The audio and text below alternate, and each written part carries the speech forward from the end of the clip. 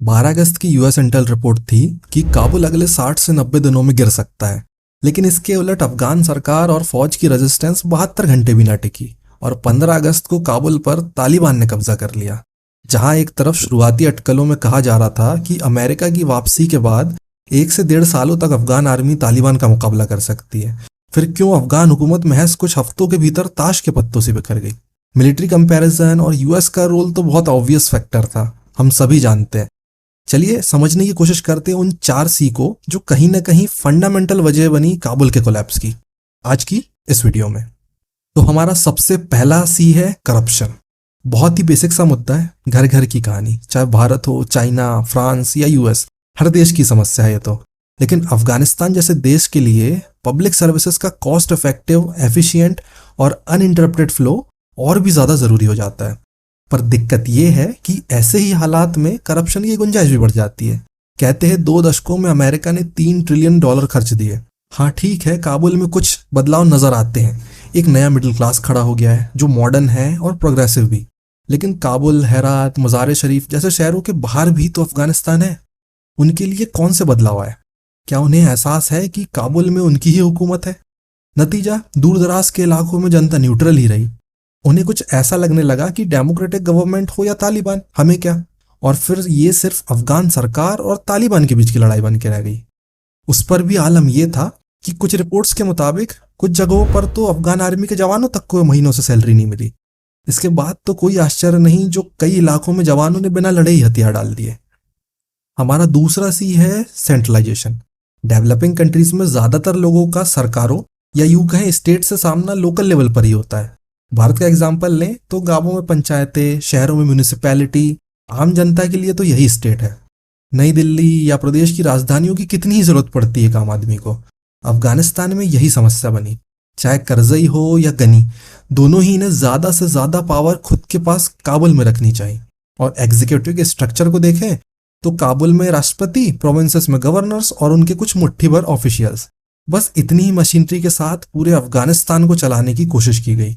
और ऐसे में अफगानिस्तान की जैसी ज्योग्राफी है, कनेक्टिविटी के नाम पे सड़कों की ना के बराबर मौजूदगी और छोटे छोटे पॉकेट्स में स्कैटर्ड पॉपुलेशन, नतीजा रूरल और दूर दराज के इलाकों में गवर्नमेंट की कोई रिट ही नहीं।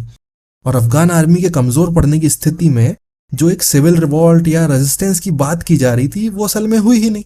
शायद यही वजह भी है कि तालिबान की पहले गांवों और शहरों के बाहरी इलाकों को कैप्चर करने की रणनीति काफी कारगर रही। हमारा तीसरा सी है क्रूड पॉलिटिक्स। काबुल के फॉल के 2 दिनों के बाद ही कुछ मीडिया आउटलेट्स ने यह रिपोर्ट किया कि अशरफ गनी काबुल छोड़ते हुए अपने साथ मिलियंस ऑफ डॉलर ले गए। अब इस बात की कोई पुख्ता जानकारी तो नहीं है, लेकिन पिछले 20 सालों में जब अफगानिस्तान को नेशन बिल्डिंग की जरूरत थी, स्टेट्समैनशिप की जरूरत थी, ज्यादातर अफगान टॉप लीडरशिप शेल्फिश और क्रूड पॉलिटिक्स में इन्वॉल्व थी।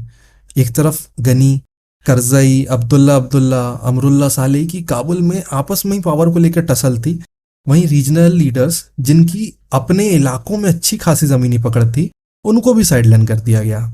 यहां तक कि आलम यह था कि अब्दुल रशीद दोस्तम, जो कि पहले अफगान आर्मी के कमांडर रह चुके हैं, तालिबान का बढ़ता खतरा देखते हुए भी काबुल के दबाव में लंबे वक्त तक अफगानिस्तान से बाहर रहे।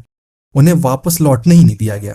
नतीजा यह हुआ कि जब इस्माइल खान, अतानुर मोहम्मद, मार्शल दोस्तम जैसे मिलिट्री स्ट्रेटेजिस्ट और वॉरलॉर्ड को ऑनबोर्ड लेने की जरूरत थी, क्वालिफिकेशन से एक एकेडमिशियन गनी ने सारी पावर अपने हाथों में रखी। और जब आखिर जुलाई अगस्त में आकर इन सबको इकट्ठा करना शुरू किया, तब तक ऑलरेडी काफी देर हो चुकी थी। इस्माइल खान के अंडर जो हेरात, मार्शल दोस्तम के शबरगान, अतानुर मोहम्मद के अंडर मज़ार शरीफ मजबूत गढ़ माने जा रहे थे, बिना कोई टफ रेजिस्टेंस दिए ही ढह गए।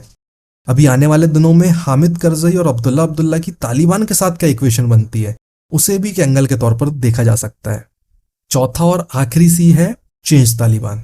हाँ, तालिबान के साथ हमारे पुराने संबंध कुछ अच्छे नहीं रहे, कुछ आइडियोलॉजिकल डिफरेंसेस भी है, लेकिन ये बात तो माननी ही पड़ेगी कि 20 साल पहले से ये तालिबान काफी बदले भी है और काफी इम्प्रोवाइज भी किया है। चाहे मिलिट्री स्ट्रेटजी हो, पीआर या डिप्लोमेसी, हर जगह तालिबान ने अफगान हुकूमत और फौज से बढ़त बनाए रखी। उन्हें पता था अफगान हुकूमत का पावर सेंटर शहर है।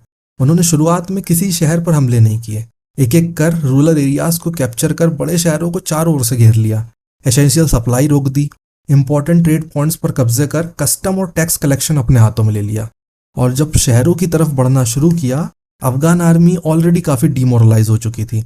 वहीं पीआर की बात करें तो सारी मीडिया मशीनरी काबुल के पास होने के बाद भी जिस तेजी के साथ ग्राउंड इंफॉर्मेशन का फ्लो तालिबान की तरफ से आ रहा था, उसकी तुलना में अफगान सरकार पुरानी वीडियो क्लिप्स और अनवेरिफाइड क्लेम्स पर ही रिलाई कर रही थी, जिसने तालिबान का नैरेटिव आगे करने में बड़ा रोल निभाया।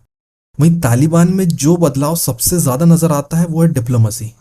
एक तरफ उसके फुट सोल्जर लगातार मिलिट्री एडवांसेस हासिल कर रहे थे, वहीं इसका पूरा एडवांटेज लेते हुए तालिबान का पॉलिटिकल ऑफिस यूएस, चीन, रूस के साथ इंगेज भी था और एक स्ट्रांग पोजीशन से बार्गेनिंग करने में भी लगा हुआ था।